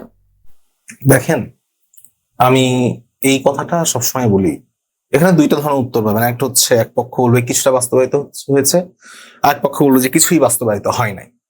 কিন্তু আসলে সত্যি কথাটা হচ্ছে জুলাই গণ অভ্যুত্থানে যে ছাত্র জনতা নেমেছিল তাদের সবচেয়ে বড় আকাঙ্ক্ষা ছিল এমন একটা রাষ্ট্র যেখানে রাষ্ট্রটা আসলে রাষ্ট্রের মতো করে ফাংশন করবে। অর্থাৎ রাষ্ট্র যখন রাষ্ট্রের মতো করে ফাংশন করে তখন আসলে কি হয়, সেখানে ন্যায় বিচার পাওয়া যায়, সেখানে আদালত স্বাধীন থাকে, সেখানে পুলিশ জনগণের প্রতি সেবকের ভূমিকা পালন করে, সেখানে আপনার ম্যাজিস্ট্রেট অফিসে গেলে মনে হয় না যে জমিদারের অফিসে আসছি, ম্যাজিস্ট্রেট এমন ভাবে আচরণ করে যে আমার জমিদার আমার অফিসে আসছে। সো মানে এই যে জিনিসগুলো, চেঞ্জ অফ অ্যাটিটিউড, মানুষের এটা খুবই গুরুত্বপূর্ণ একটা জিনিস। আমরা যখন আমাদের বিশ্ববিদ্যালয়ে 5 আগস্টের পরে যখন বললো হচ্ছে আচ্ছা ভিসি স্যার কে হতে পারে, তখন ছাত্ররা রোহিত স্যার নাম বলেছিলাম। আচ্ছা ভাবেন তো, রোহিত স্যার তো একটা মানুষ, আর যারা ভিসি ছিলেন তারাও তো মানুষই। তাহলে what is the difference between doctor Raisuddin and between doctor someone else? It's attitude towards, যে আপনি অন্য মানুষের প্রতি আপনার অ্যাটিটিউডটা আসলে কি। রাষ্ট্রীয় অফিসগুলোতে অ্যাটিটিউডের কোনো পরিবর্তন আসলে ঘটে না। রাষ্ট্রের ম্যাজিস্ট্রেট এখন নিজেকে ম্যাজিস্ট্রেট মনে করে, দিস ইজ দ্য প্রবলেম। আপনার নিজেকে সার্ভেন্ট মনে করতে হবে। রাষ্ট্রের সচিব এখন নিজেকে সচিব মনে করে, দিস ইজ দ্য প্রবলেম।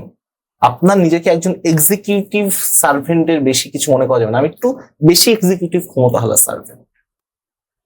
হ্যাঁ, আপনার যদি রাষ্ট্রের কাছে যদি আপনার মানে দাবি দেওয়া থাকে আমার বেতন বাড়াইতে হবে, আমার ভবিষ্যৎ নিশ্চিত করার জন্য এই থাকতে হবে, সেই আলাপগুলো আপনি আনেন, গাঠনিক প্রক্রিয়া আনেন, সেগুলো আলাপ হোক, ডিসকাস হোক, ডিসকাশনে আসুক।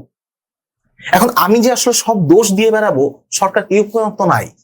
এই উপায় এই কারণে নাই যে যেই ডিসকাসের জন্য এত বড় একটা ভবন তৈরি করা হয়েছে নাম জাতীয় সংসদ, সেই সংসদে কি আসলে বিরোধী জায়গা থেকে আসলে ডিসকাস গুলো আসে?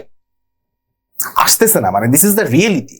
বরং আমরা দেখতে পাই যে বর্তমান গভর্নমেন্ট তার জায়গা থেকে অনেক চেঞ্জ করতেছে, যে মন্ত্রীদের স্কট মানে পুলিশ স্কট সরাই নিচ্ছে, আরো অন্যান্য কিছু সরাই নিচ্ছে, তখন মনে হয় যে আচ্ছা হইতে পারে, হবে হয়তো, বাট এটা আসলে হয়ে যাওয়া উচিত ছিল 5 আগস্টের পরে। আমলাতন্ত্র আমলাতন্ত্র আমাদের জীবনের সবচেয়ে বড় গলার কাটা, এই ব্যতীত আসলে অন্য কোনো জায়গায় সমস্যা নাই। মানে অনেক মিডিয়া পাড়ার কথা বলবে, এগুলো কিচ্ছু না। আমলাতন্ত্রের একজন ডিসি যখন নিজেকে তার জেলার বিশ্ববিদ্যালয় কলেজের যে প্রিন্সিপাল স্যার তার চেয়ে নিজেকে সুপিরিয়র মনে করেন, দ্যাট ইজ দ্য প্রবলেম।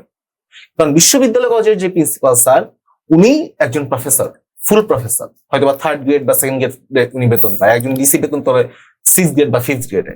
তো এই যে ক্ষমতার ভারসাম্য না থাকাটা, এই যে কাউকে এত বেশি সুপিরিয়র আমলাতান্ত্রিক কাঠামোতে, আমলাতান্ত্রিক কাঠামোর মধ্যে আসলে কোনো কিছুই পরিবর্তন সম্ভব না। আপনি আরো 10টা গণ অভ্যুত্থান করেন, গণ অভ্যুত্থান করে আপনি এই কথাই বলবেন যে সাম্য, আমরা কিছু পেলাম, মানে আসলে পাওয়া সম্ভব না। এটা একটা কলোনিয়াল রাষ্ট্রীয় কাঠামো, কলোনিয়াল শাসন কাঠামো। একটা কলোনিয়াল শাসন কাঠামো কখনোই জনগণের প্রপার যে মর্যাদা ইনশিওর করতে পারে। সো এটুকুই বলার ছিল, আসলে কলোনিয়াল শাসন কাঠামো পরিবর্তন ব্যতীত আসলে কিছু সম্ভব না। এবার আমরা একটু শাহিনের কাছে যাব, যে শাহিন, জুলাই কি শুধুমাত্র একটা ইতিহাস হয়ে থাকবে, আগামী প্রজন্মের কাছে রাজনৈতিক বা সামাজিক চেতনার অংশ হয়ে থাকবে কিনা, আপনি কি বিশ্বাস করেন? আসলে এটা বলতে গেলে জুলাই শুধুমাত্র যে ইতিহাসের মধ্যেই সীমাবদ্ধ থাকবে এটা আসলে আমি বলতে চাই না। এইখানে জুলাইয়ে যেভাবে সাধারণ মানুষ, ছাত্র জনতা সবাই রাস্তায় নেমে এসেছে, তাদের যে একটা আকাঙ্ক্ষা ছিল, সেই আকাঙ্ক্ষা যতদিন না বাস্তবায়ন হবে তারা কিন্তু এটাকে শুধুমাত্র বইয়ের পাতার মধ্যে এটা সীমাবদ্ধ রাখবে না। শেখ হাসিনা 17 বছর যে ফ্যাসিবাদ কায়েম করেছে, এর পরেও যদি এরকম, আমরা প্রত্যাশা করি না যে এমন কিছু হবে, কিন্তু এর পরেও যদি এরকম কোনো কিছু হয় তাহলে কিন্তু বাংলাদেশের মানুষ, আপনি জানেন যে একটু বিদ্রোহী, তারা কিন্তু কারোর ওই কর্তৃত্ব মেনে নিতে চায় না। তো এইখানে এই জুলাইকে কোনোভাবেই এই ইতিহাসের মধ্যে সীমাবদ্ধ রাখা যাবে না। এখানে জুলাইকে সবাই ধারণ করে, আমরা সাধারণ জনগণ যারা আছে, আমরা যারা আছি, সবাই এটাকে স্পিরিটকে ধারণ করে বাস্তবিক জীবনে কিভাবে এটাকে প্রয়োগ করা যায়, কিভাবে প্রত্যেকটা শিক্ষার্থী, প্রত্যেকটা সাধারণ মানুষ, দিনমজুর, খেটে খাওয়া মানুষ যারা আছে, এদের অধিকার কিভাবে প্রতিষ্ঠিত হবে, এইটা যতক্ষণ না পর্যন্ত নিশ্চিত হবে ততক্ষণ পর্যন্ত কিন্তু এই যে স্পিরিট, জুলাই যে লড়াই, এই লড়াই কিন্তু চলতে থাকবে। তো এটা আসলে আমি ইতিহাসে সীমাবদ্ধ রাখতে চাই না, বা এটাই সীমাবদ্ধ থাকবেও না। এটা মানুষের প্রয়োজনে মানুষ এটাকে তার নিজের করে নেবে। ধন্যবাদ। ধন্যবাদ শাহিন। এবার আমরা একটু উপাচার্য মহোদয়ের কাছে যাব, যে এই যে টিম জগন্নাথ গঠন করলেন, এখানে সাধারণ শিক্ষার্থীদের অংশগ্রহণ বা মতামতের সুযোগ রয়েছে কিনা? অবশ্যই মতামতের সুযোগ রয়েছে, নতুবা তো আর সেটা টিম যথার্থ হবে না। আমার টিমের অপরিহার্য প্লেয়ারই তো আমার শিক্ষার্থীরা, এবং আমি বিশ্বাস করি একটি প্রতিষ্ঠানের প্রধান যে উপসর্গ, সেই প্রধান উপসর্গই হলো আমার শিক্ষার্থী। এবং অতীতে কোনো ভাইস চ্যান্সেলরই সেটা করেছে কিনা জানি না, আমার জানা মতে করেনি। আমি ইতিমধ্যে 10টি মিটিং করেছি, আমার সকল ছাত্র সংগঠনের নেতৃবৃন্দকে নিয়ে উপস্থিত ছিল, যেটা এর আগে কোনো ভাইস চ্যান্সেলর করার সাহসই পায়নি। এবং আমি প্রতিটি ডিসিশন মেকিং এর প্রারম্ভে আমি আমার শিক্ষার্থীদের মতামত নেওয়ার চেষ্টা করি, এবং আমি বিশ্বাস করি যে শিক্ষার্থীদের মতামতের অবশ্যই একটি গুরুত্ব আছে। এবং বিশ্ববিদ্যালয়ে শিক্ষার্থী মানে প্রধান অনুষঙ্গ। শিক্ষার্থী আছে বলেই শিক্ষক আছে, আর শিক্ষক এবং শিক্ষার্থীদের কল্যাণেই কিন্তু কর্মকর্তা কর্মচারীরা কাজ করে থাকে। তো শিক্ষার্থীদের তো অবশ্যই অংশগ্রহণ থাকবে, সেটা আমি অবশ্যই বিশ্বাস করি। এবং শিক্ষার্থীদের সাপোর্ট আমি বিশ্বাস করি যদি আমার পিছনে থাকে। আমি যেহেতু খুবই শিক্ষার্থীদের সাথে মিশুক প্রকৃতির একজন শিক্ষক, আমি নিজেকে কখনো ভাইস চ্যান্সেলর হিসেবে আমি মনেই করি না। আমি মনে করি যে আমি আমার শিক্ষকদের কাতারেরই একজন, যেহেতু আমি ভিতর থেকেই সর্বপ্রথম যারা সার্ভিস থেকে ভাইস চ্যান্সেলর হওয়া প্রথম ব্যক্তি আমি। তো আমি আমার শিক্ষার্থীদের সেই স্পিরিটকে ধারণ করার চেষ্টা করব, এবং প্রতিটি ডিসিশন মেকিং এর ক্ষেত্রে বা সিদ্ধান্ত গ্রহণের ক্ষেত্রে বা জগন্নাথকে এগিয়ে নিয়ে যাওয়ার ক্ষেত্রে আমার শিক্ষার্থীদেরকে অবশ্যই প্রাধান্য দিব। এবং এই ক্ষেত্রে তাদের অংশগ্রহণ তো অবশ্যম্ভাবীভাবে প্রয়োজন, এবং সেই লক্ষ্যে ইতিমধ্যে আমি সকলের সহযোগিতাও চেয়েছি, এবং আমাকে অনেক ক্ষেত্রেই অনেকেই সহযোগিতা করছে। এবং আমি বিশ্বাস করি তাদের সহযোগিতা নিয়ে ইনশাল্লাহ সামনে আমরা সবাই এগিয়ে যাব। শামু, আপনার কাছে প্রশ্ন, আপনি কি মনে করছেন যে জুলাই শুধুমাত্র একটা আনুষ্ঠানিকতার মধ্যে সীমাবদ্ধ রয়ে গেছে, নাকি এটাকে আমরা যথাযথ সম্মান করছি? দেখেন, যথাযথ সম্মান, জনগণ আসলে কোন একটা উৎসব দিবস বা ইভেন্ট বা কোন একটা হিস্ট্রিক্যাল মোমেন্টাম, এটাকে জনগণ যথাযথ সম্মান করবে কিনা বা জনগণ আসলে মানে স্বতঃস্ফূর্তভাবে পালন করবে কিনা, এটা সম্পূর্ণভাবে ডিপেন্ড করে পলিটিক্যাল পার্টিগুলো জিনিসটাকে আসলে কিভাবে ডিল করছে। যতদিন পর্যন্ত একটা দল এই ক্রেডিটবাজি করবে এবং সামনের উপর আপনার হচ্ছে হিসাবের খাতা দেখাবে, তোমার আমি জুলাইয়ের সময় মোবাইল কিনা দিছিলাম, তোমার জার্সি কিনা দিছিলাম, দিয়েছিল কাউকে?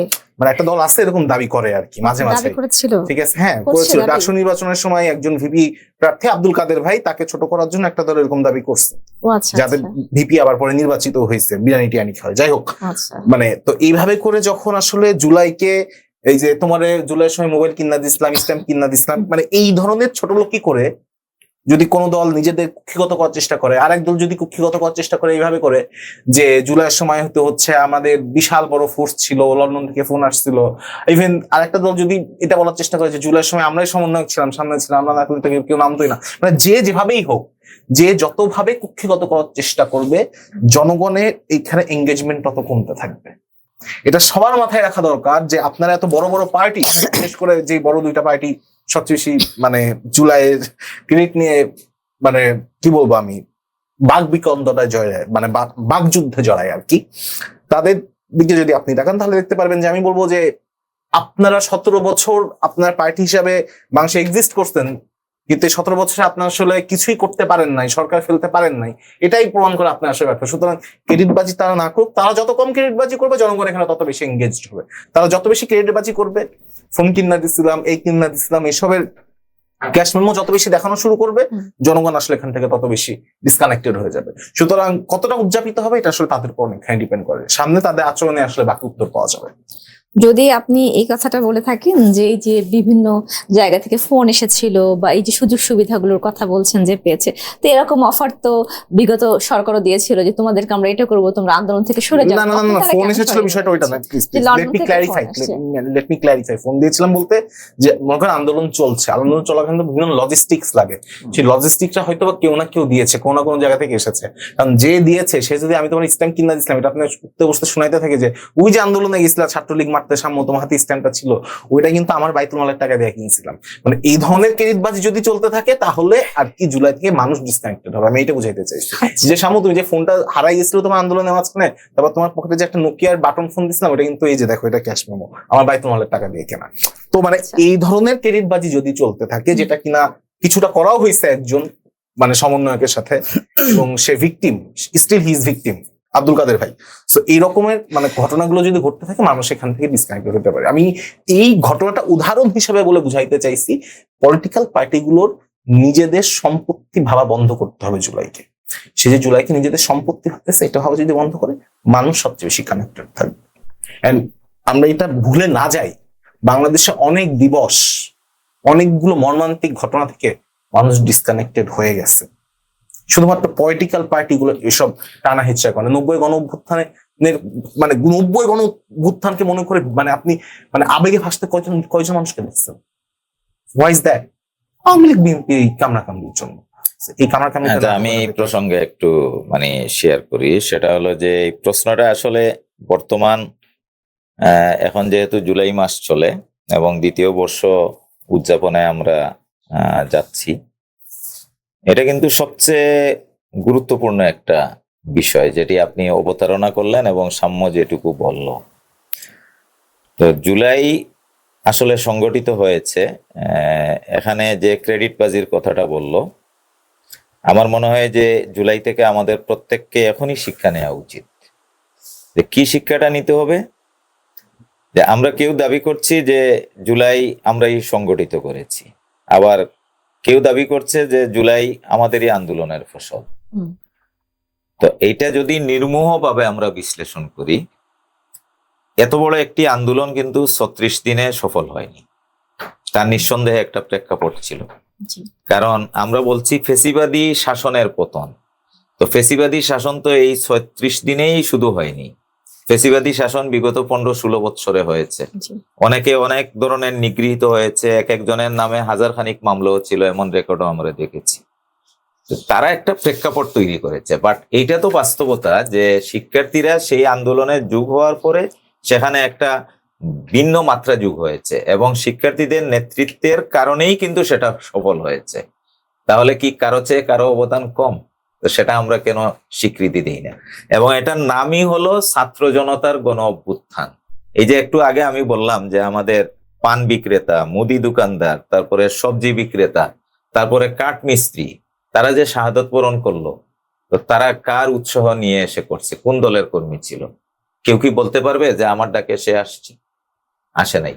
কারণ এটা ছিল একটা, সাম্য অত্যন্ত চমৎকার ভাবে বলছে যে এটা একটা স্পিরিট, এটা একটা গণবিস্ফোরণ, সেই বিস্ফোরণের কারণেই হয়েছে। এখন বাধাটা হলো কোন জায়গায়? আমাদের শিক্ষার্থীদের এই আন্দোলনে আমাদের বর্তমান প্রধানমন্ত্রী উনি লন্ডন থেকেও কিন্তু বলেছে যে ছাত্রদের নেতৃত্বে সেই আন্দোলনে বিএনপিকে সামিল হওয়ার আহ্বান জানিয়েছে।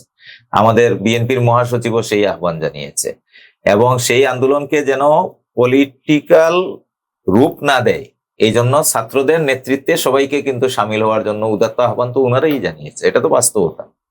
তা এখন শিক্ষার্থীদের প্রতি আমাদের যে গণ আকাঙ্ক্ষা ছিল, সেই আকাঙ্ক্ষাটা ওই সময়ের থেকে এখন কিন্তু স্তীমিত হয়ে গেল কেন? তার কিছু কারণ আছে। যেমন আমার দৃষ্টিতে, আমি এটা কিন্তু বহু বক্তব্যও আমি বলেছি, সর্বপ্রথম যে আকাঙ্ক্ষাটা যেটা মাটি হয়ে গেল সেটা হলো যে আমাদের বিপ্লবীরা এত বড় একটা বিপ্লবে বিজয় লাভ করলো, অথচ ফেসিবাদেরই একজন দূষর আমাদের তৎকালীন রাষ্ট্রপতি, যিনি সদ্য পদত্যাগ করলেন, তো তার কাছে গিয়ে তো শপথ নেওয়ার কোনো কারণ ছিল না। যেমন আমি যদি বিপ্লবী হতাম এবং আমি ওই সুযোগ পাইতাম, আমি কখনোই শপথ নিতে যেতাম না, কারণ এটা আমার প্রেস্টিজে লাগার মতো বিষয় এবং এটা কিন্তু আমি বহু প্রোগ্রামে সেটা বলেছি। নাম্বার 1। নাম্বার 2 হলো যে আমাদের শিক্ষার্থী যারা ওই আন্দোলনে নেতৃত্ব দিয়েছে, কোনো মানুষ কি কখনো কল্পনা করেছে যে তারা উপদেষ্টা হয়ে যাবে? আমার মনে হয় যে উপদেষ্টা হয়ে যাওয়ার পরে গণমানুষের যে আকাঙ্ক্ষা, যেটা কিশোরাঞ্জন সাম্য একটু বলার চেষ্টা করলো, আমার মনে হয় যে এইটাতে অনেকেই ধাক্কা খেয়েছে। এরপরে যে নির্বাচন যেটা হলো, যেমন ধরেন আমি একজন ব্যক্তির নাম বলেই বলি, যেমন নাহিদ ইসলাম, তার ওই সময়ের যে ডেডিকেশন এবং তার যে স্যাক্রিফাইস, আমার কেন জানি তাকে খুবই ভালো লাগে। আমি ব্যক্তিগতভাবে তাকে খুবই পছন্দ করি এবং আরো যারা অনেক ছাত্র নেতা আছে। তো আমি তো নাহিদ ইসলামকে বৈষম্য বিরোধী আন্দোলনের যে মুখপাত্র, ছাত্র জনতার কণ্ঠস্বর হিসেবে সারা জীবন দেখতে চাই। আমি তো নাহিদ ইসলামকে কখনোই জামাতে ইসলামের মুখপাত্র হিসেবে আমি দেখতে চাই না, এটা মানতেও পারি। তাহলে সেটার কি কোনো প্রয়োজন ছিল? গতকালকে একটি সভা ছিল, আমি নাহিদকে পেলে সরাসরি সেই প্রশ্নটা তাকেই করতাম। আমি যখন দেখি যে সে গিয়ে আমার যে কাঙ্ক্ষিত নাহিদ ইসলামের ভূমিকা, সেখান থেকে যখন ভিন্নভাবে ডাইভার্ট হচ্ছে, তখন সেটা কিন্তু আমাকে কষ্ট দেয় এবং আমার মতো যারা আরো অনেককেই কষ্ট দেয়। আচ্ছা, তো এখন জুলাইয়ের সপক্ষের শক্তি যারা ছিল, আপনি বিএনপির কথা বলেন অথবা ধরেন নাহিদ ইসলাম সহ যে উইংটা ছিল তাদের কথা বলেন বা জামাতে ইসলামের কথাই বলেন, তো তাদের মধ্যে এখন বিভেদটা হচ্ছে কেন? এটা কিন্তু আমাদের স্টাডি করতে হবে। কারণ এখন এই বিভেদের কারণে যদি ফেসিবাদ প্রত্যাবর্তন করে, তা আমার প্রশ্ন বিএনপি, জামাত এবং এনসিপি সবার প্রতি কারো কি অস্তিত্ব থাকবে? যদি না থাকে তাহলে এই বিভেদে কেন জড়াচ্ছে? আমার তো মনে হয় যে সবার আগে এই দ্বিতীয় বর্ষপূর্তিতে আমার মতো যারা ওই সময় গণ আন্দোলনে যোগদান করেছিল জীবনের ঝুঁকি নিয়ে, প্রত্যেকের মনেই এই প্রশ্নটা জাগরিত হচ্ছে যে এই বিভেদটা কেন হয়। এই যে গতকালকে আমাদের হবিগঞ্জে একটি ঘটনা ঘটলো, এটা অত্যন্ত দুঃখজনক। কারণ আমরা দীর্ঘ 17 বছরের ফেসিবাদের বিরুদ্ধে আন্দোলন করে আমরা বলতে গেলে আমাদের বাক স্বাধীনতা পেয়েছি, অবাধে চলার স্বাধীনতা পেয়েছি, আমাদের গণতান্ত্রিক স্বাধীনতা পেয়েছি। এর অর্থ তো আরেকজনকে আক্রমণ করা নয়। এটা যেমন সত্য, আবার ঠিক তেমনি ভাবে নাসিরউদ্দিন পাটোয়ারি আমার খুবই প্রিয়ভাজন একজন মানে লোক। তো নাসিরউদ্দিন পাটোয়ারির যে বক্তব্য বিভিন্ন মিডিয়াতে এবং অনেক সিনিয়র আমাদের সিটিজেনদের নিয়ে তার যে বক্তব্য, বক্তব্য। আমার মনে হয় যে এটা কি এনসিপি তাকে সাপোর্ট করে? নিঃসন্দেহে মনে হয় করে না। তো আমি আরেকজনকে উত্তেজিত করে ওই পর্যায়ে নিয়ে যাব, এর দায় নিব না, তা তো হয় না। এটা যেমন নাসিরউদ্দিন পাটোয়ারিকেও বোঝা উচিত, ঠিক তেমনি ভাবে যারা আজকে ক্ষমতার জোরে, আমি বলবো না, বা যে কারণেই হোক আরেকজনের উপর চড়াও হচ্ছে, এটাও আমাদের গভীরভাবে স্টাডি করা দরকার। কারণ এখানে সবাই তো জুলাই যোদ্ধা, তাহলে আর জুলাই যোদ্ধাদের মধ্যে আমাদের মানে কি আপনার স্পিরিট কাজ করলো? কারণ জুলাই যদি স্পিরিটের বিষয় হয়ে থাকে, তাহলে জুলাইয়ের সাথে যারা যোদ্ধা সবাই ছিল, সবার মধ্যে সেই স্পিরিটটা থাকতে হবে। যদি সত্যিকার অর্থে আমরা জুলাইকে ধারণ করি, সাম্য যথার্থই বলেছে যে যাদের নেতৃত্বে এখন দেশ পরিচালিত হচ্ছে, তারা যে গঠনমূলক কাজটুকু করবে আমরা তাদেরকে সাপোর্ট করতে হবে। কারণ বিরোধিতার জন্য যদি শুধু বিরোধিতাই করতে থাকি, তো দেশ গঠনের কাজটা করব কখন? আর বিরোধী দলে যারা আছে তাদের তো অবশ্যই উচিত যে মহান জাতীয় সংসদে গঠনমূলক সমালোচনার মাধ্যমে সরকারকে সঠিক পথে পরিচালিত করা। তা আমার মনে হয় যে এই ধারাটুকু আমাদের জুলাইয়ের অন্যতম একটা গণ আকাঙ্ক্ষা। এই লক্ষ্যে আমাদের সরকারি দল, বিরোধী দল সবাইকে কাজ করতে হবে। অহেতুক যে বিতর্ক এবং অহেতুক যে বিসংবাদ, সেখান থেকে আমাদের সকলকে বেরিয়ে আসতে হবে। প্রত্যেকের as a man, as a position মর্যাদা দিতে হবে। আমাদের সিনিয়র সিটিজেন যারা, তাদেরকে আমাদের শ্রদ্ধা করতে হবে। আমাদের জুনিয়র যারা, তাদেরকে আমাদের স্নেহ দিতে হবে, ভালোবাসা দিতে হবে। এবং সবাই মিলেই যদি আমরা একটা কম্বিনেশন পাওয়ার ক্রিয়েট করতে পারি, তাহলেই তো আমাদের যে কাঙ্ক্ষিত যে বাংলাদেশ 24-এর গণ আকাঙ্ক্ষা যেটা, সেটা বাস্তবায়িত হবে। তো আমি ফেস দ্য পিপুলের মাধ্যমে আমি আহ্বান জানাতে চাই যে প্রত্যেকে যেন সংযত আচরণ করে এবং তার নিজের উপর অর্পিত যে দায়িত্ব আছে, সে যেন তার বাউন্ডারি কখনো ক্রস না করে।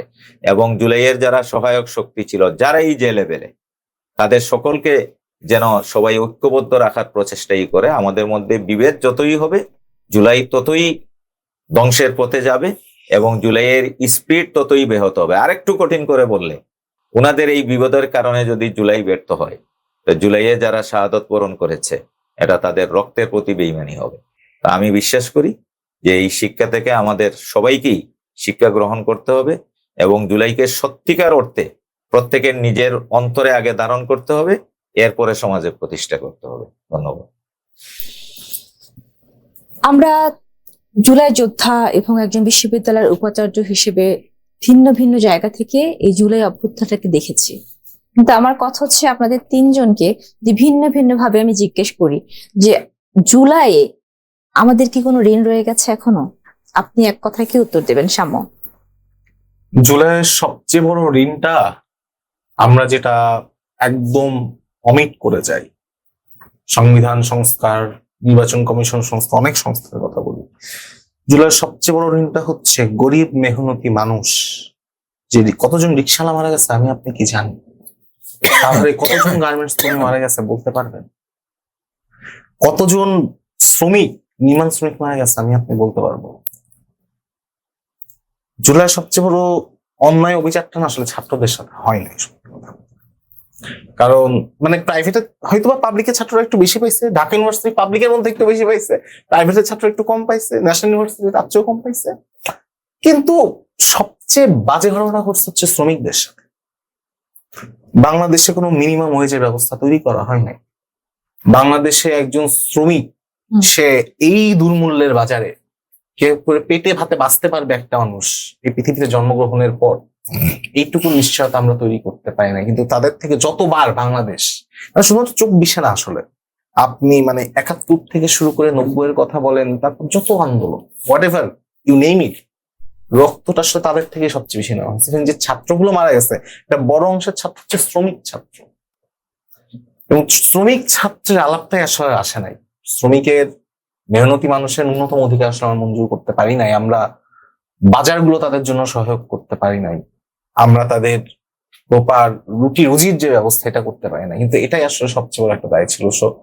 আমার মনে হয় এই দায়ে সবাই দোষী, ক্ষমতাসীন বলেন, বিরোধী দল বলেন, ক্ষমতার বাইরে থাকা অন্যান্য ছোট ছোট পার্টিগুলা বলেন, সেটা এনসিপি, গণসংহতি বলেন, যেই পার্টি বলেন, ছোট বড় দায় সবাই আসলে দায়ী। সবাই অনেক বড় বড় ইন্টেলেকচুয়াল হয়ে গেছে আমরা জুলাইয়ের পর, আমরা কি আসলে সাধারণের জায়গায় পাটা রেখে ওই শ্রমিককে তার হক বুঝাই দেওয়া, ঘামের দাম তো দিতেই পারি না, রক্তের দামটাও দিতে পারি। এটাই। শাহিন, জুলাইয়ের যোদ্ধা হিসেবে আপনার কি মনে হচ্ছে যে জুলাইয়ের কাছে কি আমাদের এখনো কোনো ঋণ রয়ে গেছে? ধন্যবাদ। আসলে আমি এর আগে আমি স্যারের একটা কথার সাথে একটু দ্বিমত করব, যে স্যার বললেন যে নাহিদ ইসলাম তিনি হচ্ছে জামাতের মুখপাত্র হয়ে কথা বলে। আসলে এটা বলে না, আমি বলছি যদি বলে সেটা আমার কাছে মানে কষ্টদায়ক হবে। আচ্ছা আচ্ছা, না এখন দেখেন এখানে হচ্ছে যদি এনসিপি বা কোনো নেতাকর্মীর কোনো কারোর উপরে যদি কোনো হামলা হয় বা কেউ একটা সভা সমাবেশ করছে, সেখানে যদি পুলিশি বাধা আসে বা যে কোনো ধরনের অন্যায়ের প্রতিবাদ করতে গেলে যদি এটা নাহিদ ইসলামের কিছু কথা যদি সেই প্রতিবাদীদের পক্ষে এবং যদি সরকার বা যারা আছে তাদের বিপক্ষে যায়, এটা তো আসলে কোনো দলকে দলের দিকে ঠেলে দেওয়া কতটুকু যৌক্তিক হবে আমি জানি না। তো যেটা বললেন যে আসলে আমরা জুলাইয়ের কাছে ঋণী কিনা, জি। এক কথায় বলতে গেলে আসলে জুলাইয়ের কাছে শুধু আমরা যারা ছাত্র জনতা, আমরা যারা স্টুডেন্ট আছি, শুধু আমরাই ঋণী না, পুরো জাতি এই জুলাইয়ের কাছে ঋণী। এখানে একটা জাতি একটা প্রত্যাশা নিয়ে এখানে কিন্তু এসেছিল, যে যে ওই রিক্সাওয়ালা যে এসেছিল সে তার প্রত্যাশা কি ছিল, যে আমি তো লেখাপড়া করি নাই, আমার কি কোটার জন্য যাওয়ার দরকার আছে? দরকার কিন্তু ছিল না। সে চিন্তা করেছে যে আমার ছেলেটা পড়াশোনা করবে, পড়াশোনা করে একটা সুন্দর জায়গায় একটা চাকরি করবে, তার এই চাকরি পাওয়ার এই প্রত্যাশাটা ছিল। আবার এরকম একজন ধরেন দিনমজুর যার ছেলে সন্তান কিছুই নাই, সে চেয়েছিল কি যে আমি বাজারে যাব, আমার বাজারে যেন আমি ন্যায্য মূল্যে মালামালটা কিনতে পারি আর কি। তো এটা ছিল তার চাওয়া। তো এইভাবে প্রত্যেকেরই কিন্তু আলাদা আলাদা চাওয়া ছিল। সেই চাওয়াটা আমরা আসলে বাস্তবায়ন করতে পেরেছি কিনা, যদি আমরা পারি, যদিও এই ঋণ এটা শোধ করতে পারবো না, কিন্তু যদি আমরা এটা পারি তখন এই প্রশ্নটা আসতে পারে যে আসলে আমরা ঋণী কি ঋণী না।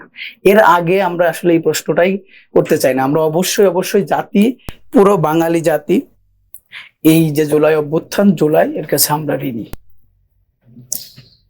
এবার একটু বিশ্ববিদ্যালয়ের উপাচার্যর কাছে আসি। সেটা হচ্ছে যে আপনি একজন উপাচার্য হিসেবে জুলাই গণ অভ্যুত্থানে অংশ নিয়েছেন, আমরা দেখেছি। আপনার কি মনে হচ্ছে জুলাই অভ্যুত্থানে জুলাইয়ের কাছে কি এখনো আমাদের ঋণ রয়ে গেছে? অবশ্যই ঋণ রয়ে গেছে, কারণ জুলাই অভ্যুত্থানটাই হয়েছিল, এটার আন্দোলনের নামই ছিল বৈষম্য বিরোধী আন্দোলন। তো বৈষম্য কি নিরসিত হয়েছে? যারা আত্মাহুতি দিয়েছে, শাহাদত বরণ করেছে, তাদের তো স্বপ্ন ছিল যে বৈষম্যহীন একটি বাংলাদেশ। তো সেই বৈষম্য যতদিন আমরা দূরীভূত করতে না পারবো, আমাদের এই ঋণ থেকেই যাবে। এবং বৈষম্য বিরোধী আন্দোলন থেকে এক দফা এবং ফেসিবাদের পতন, আমরা সেই ঋণে এখনো ঋণী, সবাই ঋণী। আমরা আমাদের বিবেকের কাছে ঋণী, কারণ আমরা সেই বৈষম্যহীন সমাজ এখনো করতে পারিনি। আমি আজকের এই অনুষ্ঠান থেকে আমাদের বর্তমান গণতান্ত্রিক যে সরকার, সেই সরকারে যারা আছে তাদের প্রতি এবং গণতান্ত্রিক দ্বারায় আমাদের যে বিরোধী দল, সকলের প্রতি আহ্বান জানাবো যে আমাদের শহীদদের যে আকাঙ্ক্ষা বৈষম্যহীন বাংলাদেশ, সেই প্রতিটি সেক্টরে বৈষম্যহীন একটি কাঙ্ক্ষিত বাংলাদেশ বিনির্মাণের ক্ষেত্রে সবাই আন্তরিকভাবে কাজ করবে। তাহলেই আমাদের শহীদদের যে ঋণ, সেই ঋণ শোধ হবে। এর আগ পর্যন্ত শোধ হওয়ার কোনো সুযোগ নেই। দর্শক, প্রশ্ন থাকবে, প্রশ্ন চলবে। দেখা হবে পরবর্তী কোনো অনুষ্ঠানে। সেই পর্যন্ত সবাই ভালো থাকবেন, সুস্থ থাকবেন। আল্লাহ হাফেজ।